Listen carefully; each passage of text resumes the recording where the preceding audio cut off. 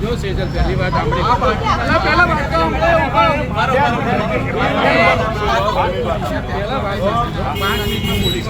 बात 45 કલાક પહેલા કોઈ બહારના જિલ્લાનો વ્યક્તિ હાજર રહી શકે નહીં. પોલીસ આવે છે હમણાં એ લોકોને લઈ જાય આપણી હાજરીમાં.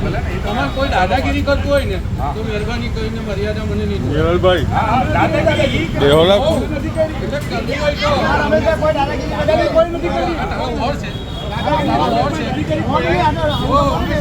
ભાષામાં સમજાવું ને એ ભાષામાં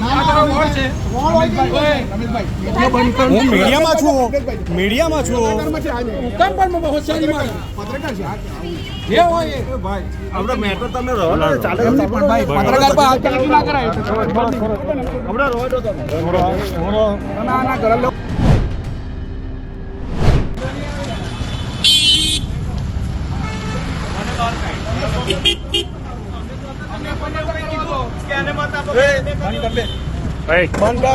દેખાય છે હે આટલી દાદાગીરી ખાની છે હે આ ગરમી ની બતાવવાની હાથ ચાલે પત્રકાર પર હાથ ચાલી કરે શું નામ છે એનું? ધારાસભ્યની હાજરીમાં પત્રકાર પર હાથ ચાલી કરે છે. ધારાસભ્યની હાજરીમાં પત્રકાર પર હાથ ચાલી કરે છે. આ ગંડાગર્દી પર ઉતરી જાય દાદાગીરી. આ બેન નો ધમકાવે છે ધર્મેશ દૃષ્ટિ આવીને ના યુવરાજ આવીને. બરાબર છે? આ તમારી સામે દાદાગીરી છે. આ પત્રકાર પર હાથ ચાલે. શું નામ છે?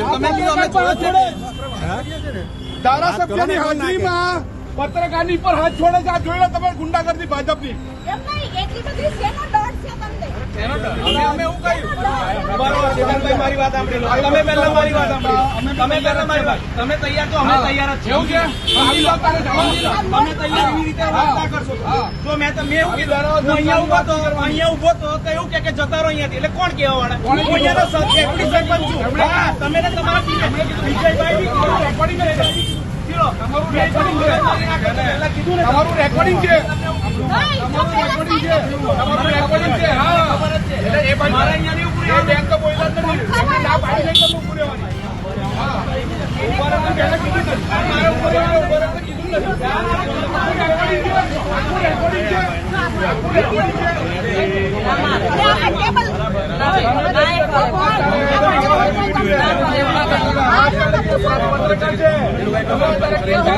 એનું નામ શું છે? આનું શું નામ છે?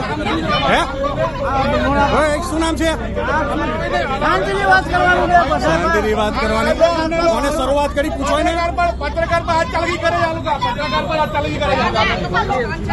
દુષ્યંત પટેલ ધારાસભ્યની હાજરીમાં પત્રકારની પર હાથ ચાલકી કરી છે.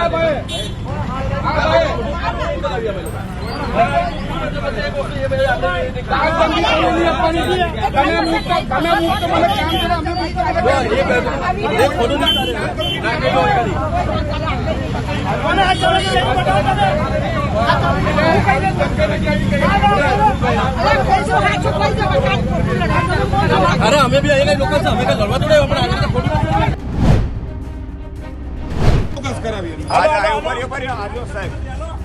આ તમારા સૌથી મોટી વાત આ બૂથની અંદર ઉભા છે. આ સાહેબ છે, આ ભાજપના કાર્યકરો છે. આ રીતે આ પ્રવૃત્તિ ચાલુ છે અને બોગસ કરાવી રહ્યા છે. જો ભાઈ ભાગી રહ્યા છે. ભરૂચ નગરપાલિકાના વોર્ડ નંબર 4 ની વાત કરવામાં આવે. વોર્ડ નંબર 4 માં આ એક બૂથ છે. અહીંયા મતદાન મથક છે. ખાસ વાત કરીએ તો મતદાન મથકની બહાર જ એક બૂથ ઊભું કરવામાં આવ્યું છે. તમે જોઈ રહ્યા છો મોટા ભાગે જે ભાજપનું કમળ છે એની ઉપર નંબર લખીને આપવામાં આવેલો છે. અહીંયા આચારસંહિતાનો સીધો ભંગ થાય છે.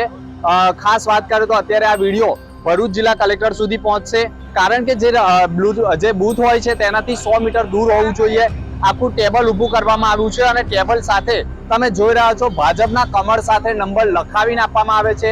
આચારસંહિતાનો ભંગ હોય તેવું સ્પષ્ટ દેખાય છે.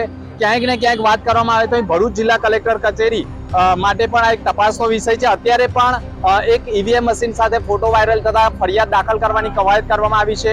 સંપૂર્ણ તમે જોઈ રહ્યા છો ભરૂચ આ જે છે બહુમાળી બિલ્ડિંગ છે અને બહુમાળી બિલ્ડિંગની બહાર એટલે કે જ્યાં મતદાન મથક છે તેની બહાર જ ટેબલ ગોઠવવામાં આવ્યા છે અને ટેબલ ગોઠવવા સાથે જે પાર્ટીના જે સિમ્બોલ છે તેની સાથે તેમાં નંબર લખીને આપવામાં આવે છે અને લોકોને ક્યાંક ને ક્યાંક ગેરમાર્ગે દોરવાનું કૃત્ય થતું હોય. ઘણા ભાજપના હોદ્દેદારો પણ અહીંયા છે. એટલે એક વાત નિશ્ચિત છે કે આ સંપૂર્ણ જે અહેવાલ છે કલેક્ટરે જોવો જોઈએ અને ખાસ વાત કરીને જો આમાં આચારસંહિતાનો ભંગ થતો હોય તો કાર્યવાહી કરવાની.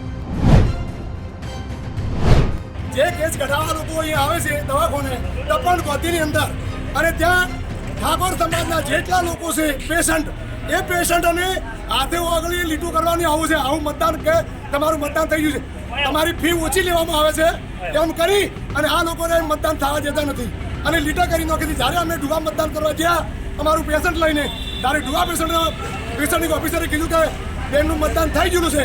તો અમે તપાસ કરી તો કે લીટું ક્યાં કર્યું કે તપન ગાંધીને ત્યાં. તો આવા આજ લગભગ 50 થી 60 લોકોને તપન ગાંધીના દવાખાને આવા લીટા કર્યા છે અને એમનું મતદાન થઈ ગયા છે. આ લોકો પૈસા લઈ અને ખરીદી જશે અને ઠાકોર સમાજના જેટલા લોકો છે એમને મતદાન ના થાય અને એમનું ઓછું મતદાન થાય એ માટે લીટા કરી જશે. એટલે તાત્કાલિક એના માટે પોલીસ એક્શન લે, ચૂંટણી પંચ એક્શન લે ને કે અમે પછી 6 વાગ્યા સુધી એક્શન લેવાના છે. પેરોલ આપવામાં આવે,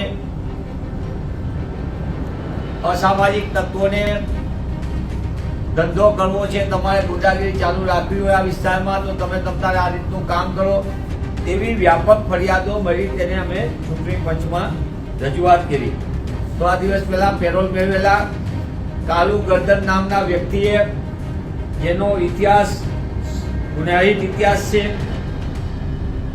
તેઓ દ્વારા વેજલપુરના બૂથ નંબર 226માં સંકલિત નગરમાં વોટિંગ જતા એટલે કે મતદાન કરવા જતા મતદારોને રોકવામાં આવ્યા. આ ફરિયાદ જવાબદારી સાથે સારાના બૂથ નંબર 222, 226, 232, 233, 289, 290, 291 માં કાલુ ગર્દનના એમના સાથે સંકળાયેલા અસામયિક તત્વો દ્વારા મતદાન રોકવાનો ગંભીરતાથી પ્રયાસ કરવામાં આવ્યો. અમે ચૂંટણી પંચને તાત્કાલિકપણે અહીંયા મતદારો પોતે ભય અને ડર વિના મતદાન કરી શકે માટે વિનંતી કરી, પણ લાંબા સમય સુધી તે દિશામાં કોઈ પગલાં ભરાયેલા નથી. અમે લેખિતમાં ફરિયાદ કરી છે. કચ્છ લોકસભા મોરબી વિસ્તાર રોટરીનગર જૂનું અહેમદનગરમાં મતદારોને ધમકી આપવાની ફરિયાદ. પણ આ બધાની વચ્ચે સૌથી મોટી ફરિયાદ ને ગંભીર ફરિયાદ અમદાવાદ પશ્ચિમ લોકસભાના મણિનગર બૂથ નંબર 231, 222માં ગેરરીતિ, અમદાવાદ પશ્ચિમ શાહપુરની સ્કૂલ નંબર 7, 8 અને બૂથ નંબર 53માં પોલીસ કર્મચારી દ્વારા ભાજપ તરફી મતદાન કરવાની બૂથની આગળ જ સીધી અપીલ કરવામાં આવે, મતદાન કરાવવા માટે પ્રોત્સાહિત કરવામાં આવે ભાજપ તરફી. આ આદર્શ આચારસંહિતાનું સીધું ઉલ્લંઘન એની પણ ફરિયાદ કરી. પણ જે રીતે જુદી જુદી ફરિયાદો પછી સવારની અંદર રોડ શો શ્રી નરેન્દ્રભાઈ મોદી દ્વારા રોડ શો આદર્શ આચારસંહિતાનું સીધું ઉલ્લંઘન, પણ તંત્ર સદંતર વામડું. અમદાવાદ પૂર્વમાં નિકોલ વિસ્તારમાં પણ ગેરરીતિ ફરિયાદ સાથે ગાંધીનગર મતક્ષેત્રના ભાજપાના ઉમેદવાર શ્રી અમિત શાહ દ્વારા જે વોટિંગ અને એનું જીવન પ્રસારણ મતદારોને પ્રભાવિત કરવાનું આ પણ એક આદર્શ આચારસંહિતાનું સીધું ઉલ્લંઘન છે. અમદાવાદ પૂર્વ લોકસભાના એજી ટીચર સ્કૂલમાં બૂથ ઇન્ચાર્જ તરીકે ફરજ બજાવતા શ્રી BS પટેલ લોક પ્રતિનિધિ ધારાનું પાલન કર્યું નથી, બૂથમાં એજન્ટોને બેસવા ન દીધા. આ બધી ફરિયાદોની સાથે સાથે કોંગ્રેસ પક્ષના અમારા પ્રદેશ અધ્યક્ષ સન્માનીય શક્તિસિંહજી ગોહિલ જ્યારે ગાંધીનગર ખાતે મતદાન કરવા ગયા ત્યારે બૂથની અંદર જ ભાજપાના પોલિંગ એજન્ટો જે પોતે ભાજપાના સિમ્બોલ સાથેની પેન સાથેનું સાહિત્ય લઈને અંદર બેઠેલા અધ્યક્ષજીએ તેમને અટકાવીને અધિકારીને પૂછ્યું ત્યારે અધિકારીઓએ સંપૂર્ણ બેજવાબદારીપૂર્વક જવાબ આપવાનો પ્રયત્ન કર્યો. જે એમની જવાબદારી છે એ જવાબદારીનું એમને સીધું ઉલ્લંઘન કર્યું છે. અનેક જગ્યાએ કોંગ્રેસ પક્ષના એજન્ટોને બૂથની અંદર બેસવા ન દેવામાં આવ્યા, અનેક જગ્યાએ એજન્ટોને બૂથમાંથી દૂર કરવાનું કર્યું. કોઈ જગ્યાએ તમારી સિગ્નેચરની વિસંગતતા છે, કોઈ જગ્યાએ બીજી બાબતો કરી અને સમગ્ર રીતે નવસારી લોકસભામાં, જામનગર લોકસભા ક્ષેત્રમાં, ગાંધીનગર લોકસભા ક્ષેત્રમાં, કચ્છ લોકસભાના અમુક બૂથો ઉપર રીતસરના કોંગ્રેસ પક્ષના બૂથ એજન્ટોને દૂર કરીને એક તરફી મતદાન કરવા માટેનો અને લોકતંત્રની હત્યા કરવાનો પ્રયાસ, તંત્રને સાથે રાખીને તંત્ર દ્વારા ડર ભય પેદા કરવાનો પ્રયાસ ભાજપા દ્વારા કરવામાં આવ્યો.